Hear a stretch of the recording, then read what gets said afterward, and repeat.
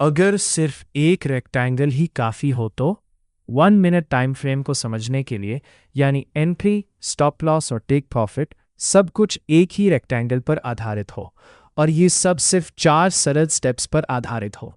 तो चलिए शुरू करते हैं। पहला स्टेप, वो पहला पल है जब आप चार्ट को देखते हैं। कॉन्सेप्ट 1, जो पहला कॉन्सेप्ट हमें समझना है, वो है स्ट्रेंथ और वीकनेस। स्टेप्स में जाने से पहले हमें स्ट्रैटेजी का मुख्य आधार समझना होगा। पहले हम कॉन्सेप्ट 1 से शुरू करेंगे, फिर एक और कॉन्सेप्ट समझेंगे और फिर स्टेप्स पर जाएंगे। तो स्ट्रेंथ और वीकनेस क्या है? अगर हम यहाँ देखें, प्राइस नीचे आ रही थी, हमारे पास 3 कैंडल्स नीचे जाती हुई थी और फिर प्राइस ऊपर गई। ध्यान दें कि प्राइस कितनी आक्रामक तरीके से पिछली कैंडल के नीचे बंद हुई और यहाँ भी ऐसा ही हुआ। फिर प्राइस का एक पुल बैक ऊपर की तरफ आया, फिर नीचे गई और अब हमारे पास यहाँ एक स्विंग लो है।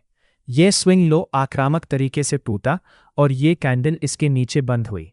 तो जब भी कोई कैंडल किसी स्विंग हाई या स्विंग लो को आक्रामक रूप से तोड़ते हुए बंद होती है, वही असल में स्ट्रेंथ कहलाता है। दूसरे शब्दों में, किसी स्विंग हाई या लो के नीचे क्लोजर, ये स्ट्रेंथ है और इसका मतलब है कंटिन्यूएशन। क्लोजर यानी स्ट्रेंथ यानी कंटिन्यूएशन। दूसरी तरफ अगर प्राइस नीचे जाती है और क्लोज होती है तो हमारे पास स्ट्रेंथ है, फिर यहाँ स्ट्रेंथ, फिर यहाँ स्ट्रेंथ। लेकिन यहाँ हमारे पास स्विंग लो है और प्राइस उसके नीचे क्लोज नहीं कर पाई, यानी ये कैंडल विक के साथ बंद हुई, ये स्विंग हाई के ऊपर बंद हुई इस केस में। तो ये वीकनेस है और वीकनेस का मतलब है कि ये कमज़ोर है और यहाँ से रिवर्सल हो सकता है। यही स्ट्रेंथ और वीकनेस में मुख्य अंतर है। अब आगे बढ़ते हैं।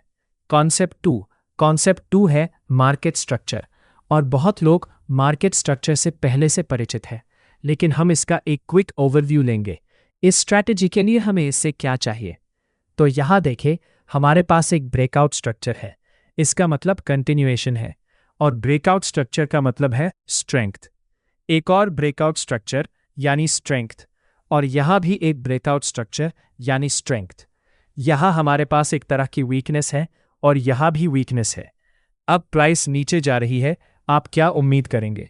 इसके आधार पर हम देख सकते हैं कि यहाँ ब्रेक ऑफ स्ट्रक्चर है और अब प्राइस रिट्रेस कर रही है। तो यहाँ ट्रेंड या स्ट्रक्चर असल में बेरिश है, इसलिए मैं डाउनसाइड में कंटिन्यूएशन की उम्मीद कर रहा हूँ, और वही यहाँ होता है। फिर यहाँ भी हमारे पास एक ब्रेकआउट स्ट्रक्चर है और डाउनसाइड की स्ट्रक्चर है। हम क्या उम्मीद करते हैं? एक बेरिश मूव। अब इसे अपनी स्ट्रैटेजी में कैसे इस्तेमाल करें? जब हमारे पास बुलिश स्ट्रक्चर हो यहाँ से यहाँ तक, तो हम कंटिन्यूएशन ढूंढेंगे और लोज पर फोकस करेंगे।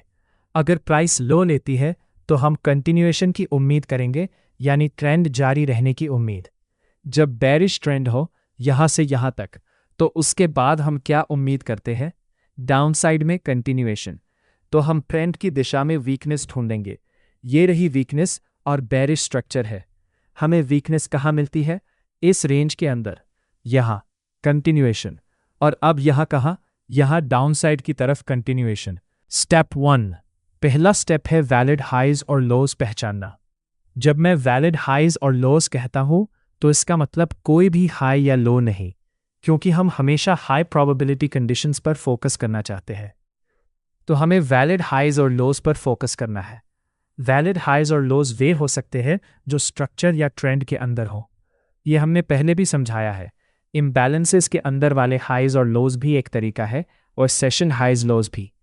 तो मुख्य नियम ये है, हाइज और लोज जो की लेवल्स में जा रहे हों या उनके पास हों।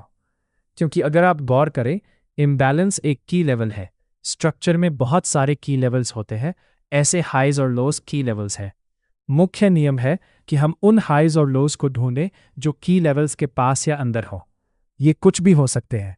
अपनी ट्रेडिंग प्लान के हिस्से के रूप में इस पर सोचें, लेकिन एग्जाम्पल्स में मैं दिखाऊंगा कि इसे आसानी से कैसे पहचानें। स्टेप 2 है वीकनेस पहचानना, क्योंकि हम हमेशा वीकनेस को ट्रेड करना चाहते हैं, स्ट्रेंथ को नहीं। हम ट्रेंड के अंदर हाइज या लोज के रिवर्सल ढूंढ रहे हैं। तो हम हाइज या लोज पहचानते हैं और फिर जैसे ही हम पहचान लेते हैं, हम उन लेवल्स के आसपास अलर्ट्स लगाते हैं। फिर जब भी प्राइस उस लेवल पर जाती है, जैसे यहाँ प्राइस लो पर गई लेकिन फिर ऊपर जाने लगी, जैसे ही ये कैंडल बंद होती है, हम हाइज और लोस के लिए सिर्फ 15 मिनट टाइम फ्रेम इस्तेमाल करेंगे। यही एकमात्र टाइम फ्रेम है जो यहाँ इस्तेमाल होगा। जैसे ही प्राइस इसके ऊपर क्लोज होती है, यही स्टेप 2 है, वीकनेस पहचानना। और हमें चाहिए कि 15 मिनट पर कैंडल क्लोज हो। स्टेप 3, तीसरा स्टेप है रेक्टेंगल बनाना। रेक्टेंगल हमें बताएगा कि एंट्री कब करनी है, कब ट्रिगर पुल करना है, कब तुरंत एंटर करना है। फिर स्टॉप लॉस ऊपर या नीचे होगा और टेक प्रॉफिट रेक्टेंगल से दूर होगा। हम इसे एग्जाम्पल्स के जरिए एक ट्रेड ढूंढते हुए समझाएंगे। आखिरी स्टेप बहुत सरल है और ये भी रेक्टेंगल पर आधारित है, एंट्री और ट्रेड मैनेजमेंट। अब हम एग्जाम्पल्स देखेंगे और सभी स्टेप्स वे डिटेल समझाएंगे। ये रहे स्टेप्स, मैं इन्हें दाएं तरफ रखूंगा। पहला है हाइज और लोस पहचानना, फिर वीकनेस पहचानना, रेक्टेंगल ड्रॉ करना और फिर एंट्री लेना। तो ये हमेशा यहाँ रहेगा ताकि हर एक को एक एक करके कवर कर सके। अब यहाँ देखें, मैं देख सकता हूँ कि हमारे पास वैलिड मार्केट स्ट्रक्चर है जो एक सेशन पर है, जहाँ प्राइस किसी हाई के 2 कैंडल्स ऊपर जाती है और फिर आक्रामक तरीके से नीचे जाकर स्ट्रक्चर तोड़ती है। इसके लिए हमने पहले ही पहचान लिया है कि हमारे पास एक हाई और एक लो है जो अच्छी स्ट्रक्चर का हिस्सा है। हमारे पास ये की लेवल है। ध्यान दें क्या हुआ, प्राइस पहले की लेवल तक पहुंची लेकिन फिर नीचे जाने लगी और उसके बाद प्राइस में वीकनेस आई। ध्यान दें ये कैंडल हाई लेते हुए ऊपर गई लेकिन उसके ऊपर बंद नहीं हुई। एक बात जो मैं बताना भूल गया, वीकनेस उसी रंग की होनी चाहिए। यानी अगर ये एक हाई है तो हमें बुलिश कैंडल चाहिए, अगर ये लो है तो भी बुलिश कैंडल चाहिए। तो पहले हम हाई पहचानते हैं और फिर जब ये कैंडल बंद होती है हम वीकनेस पहचानते हैं। तो स्टेप 1 और स्टेप 2 हो चुके हैं। अब हम क्या करें, हम रेक्टेंगल पहचानते हैं। रेक्टेंगल क्या है? ये रहा रेक्टेंगल। हम इसे उस कैंडल से लेते हैं जिसने फेक आउट यानी वीकनेस बनाई। हम इसे उस कैंडल की क्लोजिंग प्राइस से लेकर कैंडल के हाई तक लेते हैं। ये कैंडल का हाई है और ये क्लोजिंग प्राइस है। यही रेक्टेंगल है। ये हमारे लिए सब कुछ पहचान लेगा। आप देखेंगे कि एंट्री और स्टॉप लॉस वगैरह कैसे बनते हैं। ये एक वैलिड एग्जाम्पल लगता है जिसे हम बाद में कवर कर सकते हैं। इस रेक्टेंगल को ड्रॉ करने के बाद अब हम एंट्री पर जाएंगे। अब हम 1 मिनट टाइम फ्रेम पर स्विच करेंगे। एंट्री बहुत सरल है। जैसे ही हम रेक्टेंगल से बाहर क्लोज देखते हैं, लेकिन ये फेक आउट या वीकनेस की दिशा में होना चाहिए। यहाँ वीकनेस नीचे की तरफ है, यानी मुझे एक कैंडल रेक्टेंगल के नीचे क्लोज होते हुए चाहिए।